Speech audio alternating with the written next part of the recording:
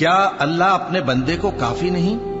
और ए नबी, ये तुमको उन लोगों से जो अल्लाह के सिवा है यानी गैरुल्लाह से डराते हैं, और जिसको अल्लाह गुमराह रहने दे उसे कोई हिदायत देने वाला नहीं, और जिसको अल्लाह हिदायत दे उसको कोई गुमराह करने वाला नहीं।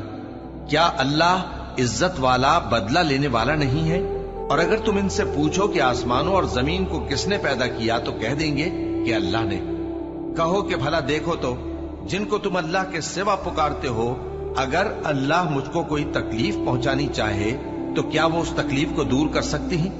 या अगर वो मुझ पर मेहरबानी करना चाहे तो क्या वो उसकी मेहरबानी को रोक सकते हैं? कह दो कि मुझे अल्लाह ही काफी है, भरोसा रखने वाले उसी पर भरोसा रखते हैं।